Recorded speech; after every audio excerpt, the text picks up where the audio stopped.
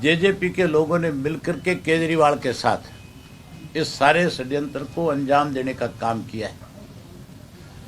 जहां चौटाला साहब को हॉस्पिटल से निकाला है और जो ऑर्डर उनके खिलाफ एक दिन में 3 ऑर्डर जिस तरह से उन्होंने किए हैं,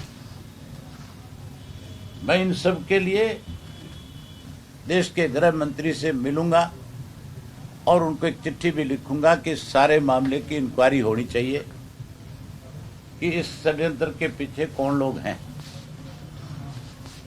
यहां तक भी लगता है कि एक बीमार आदमी को अगर हॉस्पिटल से आप वापस जेल भेजते हो,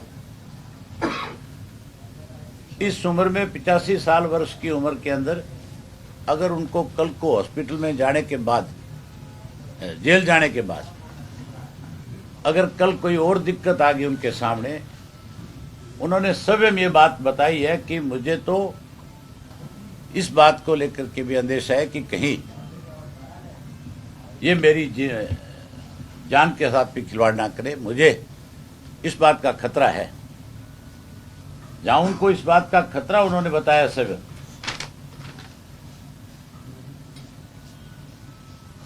वहीं पे उन्होंने कल एक बात बिल्कुल स्पष्ट कर दी। यहां लगातार इस किस्म का प्रचार किया जा रहा था कि चौधरी ओम प्रकाश चौटाला का आशीर्वाद हमें प्राप्त है। जो रोज ये प्रचार करते थे कि हम रोज चौटाला साहब से टेलीफोन पे बात करते हैं, रोज चौटाला साहब से मिलते हैं, जिन्होंने ये प्रचार भी किया था कि हम तो जेल से जाकर के चौटाला साहब से आशीर्वाद लेकर के आए, कल चौटाला साहब ने बिल्कुल स्पष्ट ये कर दिया कि ये मेरे साथ गद्दारी करने वाले लोग हैं। इन्होंने जहां मेरे साथ गद्दारी करी है, वहीं पार्टी की पीठ में भी छुरा घोंपा है। और उन्होंने ये भी कहा कि जो पार्टी की पीठ में छुरा घोंपेगा वो पार्टी का गद्दार होगा। उन्होंने नाम लेकर के कहा, दिग्विजय, दुष्यंत और केजरीवाल ने तीनों ने मिलकर के सारी साजिश को अंजाम दिया है। जहां इन तीनों ने मिलकर के सारी साजिश को अंजाम देने का काम किया, वहीं लगातार इस बात को लेकर के ये लोग झूठ बोलते रहे कि हमारा उनके साथ उसी तरह का रिश्ता है जैसा एक परिवार के सदस्यों का होता है। जो काम इन्होंने किया है, जिस तरह का षड्यंत्र इन्होंने रचा है, मैंने आज तक कभी भी इनके खिलाफ एक शब्द कहीं पे भी नहीं कहा। इसलिए नहीं कहा कि कोई हमारे परिवार के ऊपर कल को उंगली ना उठा सके, लेकिन जो घिनौना काम इन लोगों ने किया है, ये काम तो औरंगजेब ने किया था, और या फिर अब इन लोगों ने मिलकर के षड्यंत्र रच करके चौटाला साहब के खिलाफ किया है। हमारा आज तक तो इनके साथ पारिवारिक रिश्ता था, लेकिन आज हम इस पारिवारिक रिश्ते को भी इनसे खत्म करते हैं। जो आदमी अपने परिवार के बड़ों का आदर, मान, सम्मान नहीं कर सके, तो 100% मान के चलो ऐसे लोगों के साथ पारिवारिक रिश्ते का कोई महत्व नहीं रहता। मैं अभी एक वीडियो देख रहा था, टेलीविजन में भी चल रही है।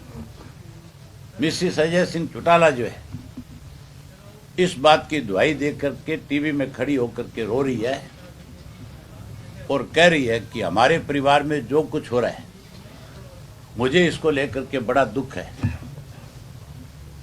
इस सारे के सारे कलह की जड़ जो है वो मिसेस अजय सिंह चौटाला है। मिसेस अजय सिंह चौटाला ने ही इस सारे के सारे इशू को आगे बढ़ाने का काम किया। अगर वो परिवार की बात करती है तो आप लोग उनसे सिर्फ एक बात पूछ लेना, मेरी मदर को पिछले 5 महीने से लगातार, महीने में मेरी ख्याल 15 से 20 दिन हॉस्पिटल रहना पड़ा है, और उस दौरान